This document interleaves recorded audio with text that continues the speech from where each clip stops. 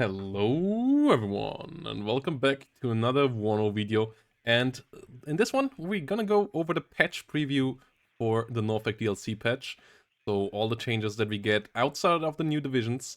So new maps, new balance changes, and new mechanics. And the new mechanics is where we start at, as we have a really lovely one for air units, or rather anti-air units, as stress on miss, a thing that has been asked for a long while, finally made it into the game, with Eugen figuring out a way to do it that doesn't mess up the AI and anything, and just works. So, when a missile of an AA unit comes up, or like air-to-air missiles work as well, we will see that here in a second, applied on the helicopters, this little flash that you saw there, that's stress on miss, so this Me Too here got stressed on miss. The units will get stress, and when too stressed out, they will fall back for aircraft, and helicopters just will be inaccurate or pushed back and rout as well. And here against aircraft, you can see it here as well. This little yellow dot exclamation mark means that stress on miss applies. This one also got hit out right after, so the extra stress comes from there. But if we're gonna go to these F-16s, the stress on miss applies first, or the stress in general, like missiles that hit, apply it first as well. We'll see more damage over here. That guy just getting shot down though, but here we see a stress of a missile missing nearby. Another one coming in, so this one got stressed by the first missile flying nearby, and then again by the next missile. So they have an AoE effect as well, so bunching up planes gets punished as well. And yeah, planes get forced back. Stress is a bit different between calibers. It goes, with one wet planes, it goes to 1/4 stress from Strellas and smaller, and 1/3 to 1/2 by the big missiles like Coops. So it needs 3 Coop misses to push back a plane. As you can see here, higher veterancy planes can work differently as well. So the RNG of air has been reduced to that. We will see if it's currently too obnoxious on planes, and we might need to buff planes, but that's for another day. For now, we have a good mechanic, and that allows us to maybe buff planes as well to some extent, with availability, make veterancy more important on them and stuff like that. But first, it's an important thing that takes the RNG out of aircraft a bit more, so that missing with your AA missiles is not as frustrating anymore, and you can reliably push back planes with your AA weapons. The next change that we have is a return of an old feature. The supply vehicles and supply trucks and FOBs now can be changed in which kind of supply they are supposed to give and which one they shouldn't give. For example, you can allow only fuel, or no fuel and only ammunition and weapons. That's the one that you often want to save. So for example, this little fox now moving around, you stop it and it doesn't refuel. But if we might want to damage it with our autocannon here, firing at it, and then we stop that, it will still get repaired once that triggers in, and the guys will still fix it up here as it goes in. So that part works. This one got resupplied in the ammunition. So that is a really nice feature to manage your supply a bit better. It's not a new feature, it has been in Wargame Red Dragon, but it's something that finally made it in with a nice patch into Wano as well. And it's good that Eugen gets us a bit more quality of life features. So yeah, those are the new mechanical changes. Let's go into the balance ones. And yeah, in the balance changes, we have a couple of things to talk about as well. An important bug fix, by the way, for all of you ranked players is that sometimes you lost elo when you won a game. That bug has been fixed, so no more random losses there. Another thing that has been changed is a launcher aim time for AT weapons or infantry has gone down to 1.5 seconds, and aim time for AA guns with radar has gone down to 1.5 seconds as well. So they are the same, which was the reason why they were upped before, so that AA guns couldn't shred infantry before infantry could get a shot up with their AT weapon against them. And non-radar AA has 2-second aim time now. So Yeah, we have some changes here again to work against that and buff AA guns as well. So a nice little AA buff once more again, bringing them back. Uh, and that is pretty nice with them still working against infantry, while infantry now is capable of defending itself in forest fights. Another important change has been done to all MG teams, as all of them for all nations now go with 4 hit points, no matter if it's MMG or heavy MG team now, and all the grenade launcher teams at 4 hit points as well. So that is a big buff to the 7mm and the grenade launchers, and it will help them out as well. Availability buff as well, going quite strong, as they all go up to 12 availability for the 7mm teams as well. So that is quite nice there as well. So they come in pretty handily. And yeah, you can get quite a couple of them out onto the battlefield now with extra hit points. So 7mm MMG teams might be worthwhile now. And then the next thing that we have are the changes to the individual nations. So there we're gonna start with America. And we're gonna go into the all category, starting with tanks of Americans, and an important change here. National Guard M1 now is 10 points cheaper than the normal M1, and with that at the price point where it should be, and might be worthwhile now again in 24th to bring around to some extent.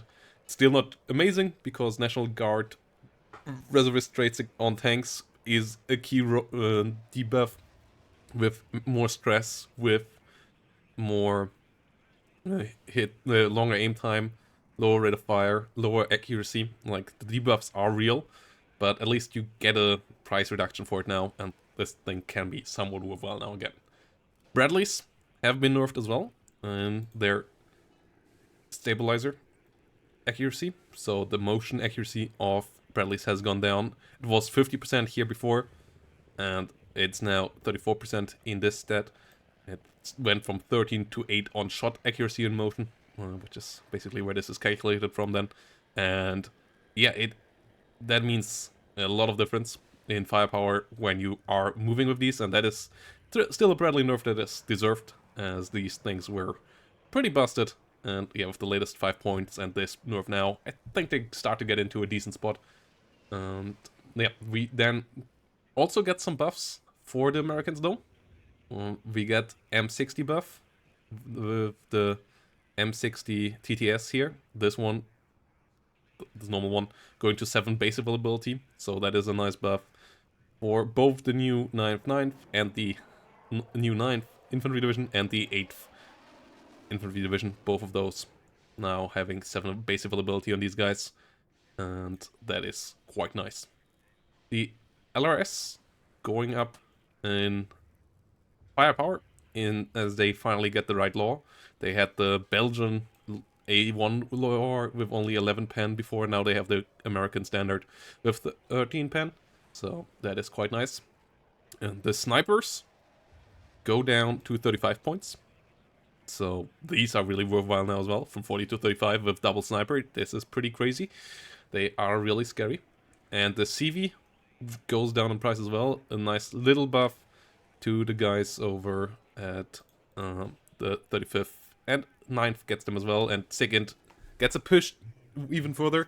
So yeah, it might be worthwhile bringing these guys now around, really, in those divisions that get them. You only pay 10 point extra over a normal 4-man, no AT weapon recon now, and at that point CV is really busted, but it's nice. Well, not busted, but it's like really strong, and it now really gives you incentives to absolutely use them, and then once people really figure out how to use them, we might be able to nerf them again. Avengers go up in speed, so they are on the same speed now as other Humvees, so they don't lag behind in your Humvee flotilla. And then we have a light price buff to mech rifles, going down 5 points in price, as they went down to 9 hit points. So they, yeah, were only getting 5 points back then, I believe, and now they get another 5 points, so 5 points for each soldier, 10 points in total. That is pretty fine. And that makes them now pretty cost efficient again, like decently cost efficient, and as they lost an MG as well, and that means that 8th US and 11th ACAF have solid infantry again. So that is nice and makes 8 with together with the M60 buff. I think 8 is viable again from a high B tier to a solid A tier division again with these little buffs that it got here. Next, we move on to the UK. And the UK only got some small changes. It got some weapons added to its artillery guns. The L19 and the Abbott now can use direct fire rounds, though obviously those are terrible. So if you ever need to use them, you are in a weird spot, but it might be able to kill a weird flanking vehicle that tries to kill you. So it can be coming in handy. It's not completely useless, and they get them for free, so better having them than not having them. Though as you don't use either of these vehicles that often, or units that often, yeah, I don't know how much of a role this plays. And then their sniper went up to 35 points, which is a nerf, which I don't get. Why the American and the British and the French, as we will see, are the same now. So yeah, this is just a weird random nerf that doesn't really impact them too much, but it's still a weird one. Then we come to the West Germans, which get a couple of buffs. They get on the Sonderwagen, which is here, smoke. Nope, they get it on the Sonderwagen. This one has the smoke, and yeah, it goes up, has a smoke launcher back here, and goes up with smoke now. That's a very good optics unit with smoke for 15 points. I still believe we don't use them, but you could now if you want to. And then we have their M48 tank getting 2 top armor, so it might now survive a couple more cluster hits or so. Yeah, that's the standard that it should have, so that is just a fix as well. And then what is basically a fix as well in my eyes is these guys going back from 65 to 55. So justice for West Germany again. Yeah, these guys are pretty efficient now again. And then we come to the French, which get one important nerf that is just a stat fix in my eyes as well though. AMX 30B2 back to 35 points. That is pretty key. 5th Blindé currently a high tier division.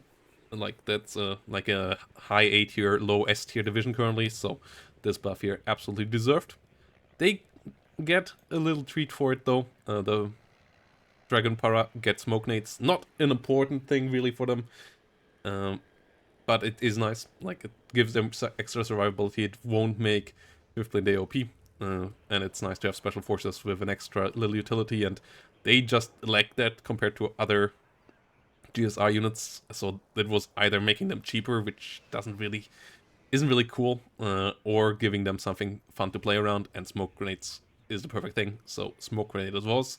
Their sniper here, the Trier Elite, went up in price, as I said, just like the British one. A bit weird. 152nd for sure didn't need it the nerf either. So yeah, that is happened as well. And then the VAB T2013, which is an AA vehicle, but I believe it's counted somewhere around here. It might be counted as an IFV even. Yeah, it is counted as an IFV, and it now has IFV trait as well. It is a transport for AA units, but it has now the IFV trait, though that is not all that important because it doesn't really come with IFV units inside. And then we have the Soviets coming around, which the BMP-3 got another nerf. Its top armor went to 1 to be on par with other IFVs. So clustering the BMP-3 is more efficient now.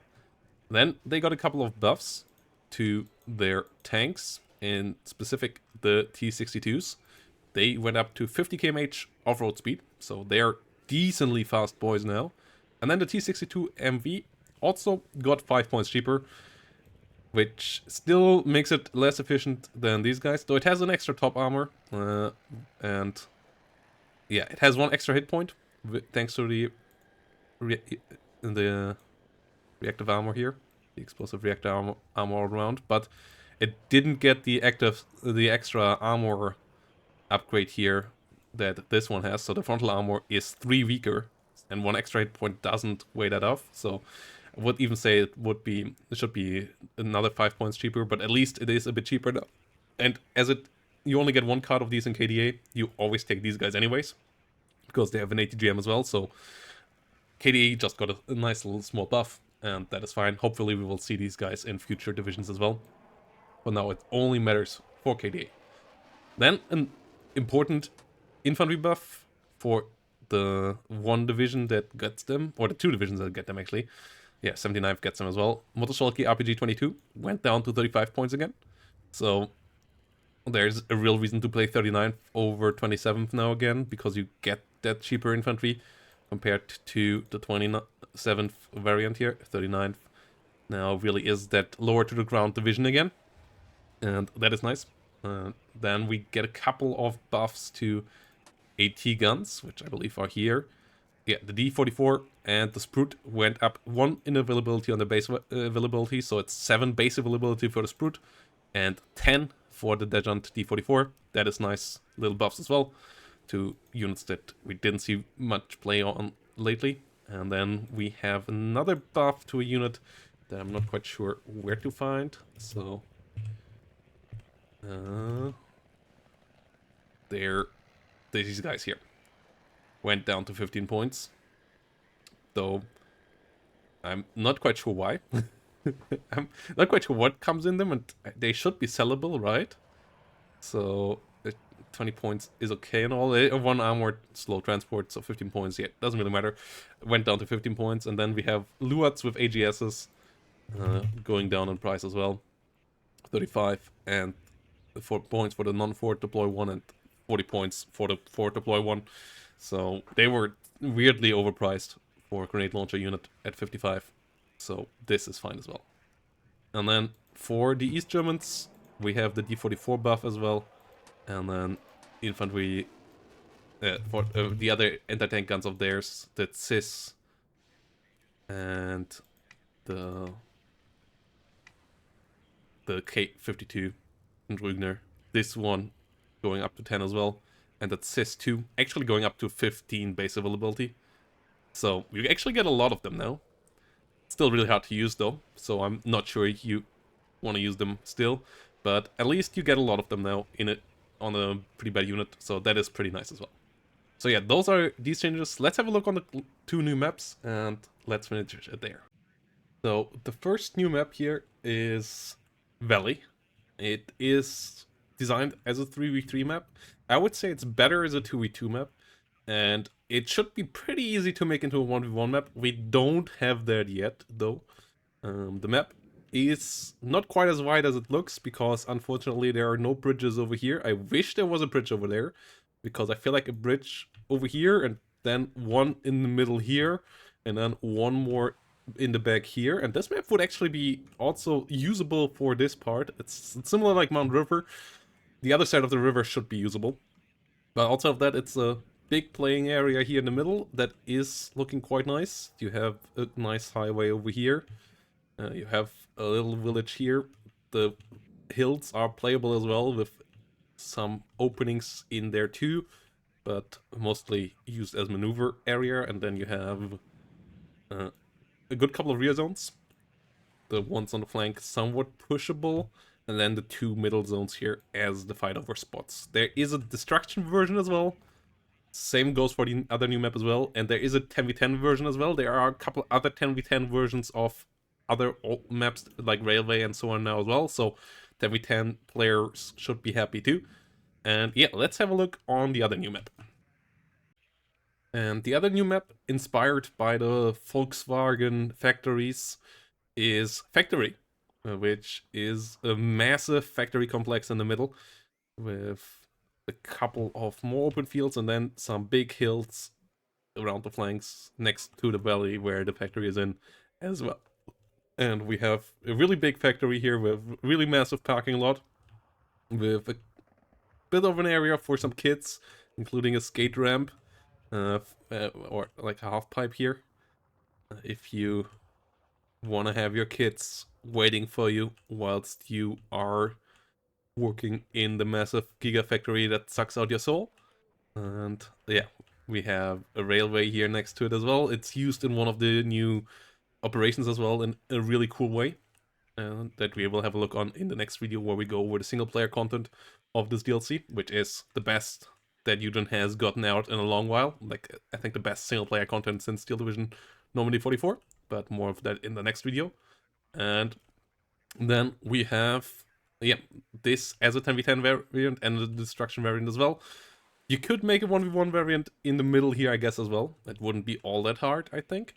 Yeah, we will see. Currently, no new 1v1 variants yet, but that is fine. We will hopefully get some more soon. So, yeah, this is the patch. I think it's a pretty solid one, considering that we just got Albion map with a couple of other changes lately as well. So, there is not a big hurry of anything massive, and with the AA change and so on, those are big enough. So, yeah, looking forward to what we get in the future after Northag and all the new divisions and how we can balance all of that out. And, yeah, as I said, single player content video next. See you all there. Thanks for watching.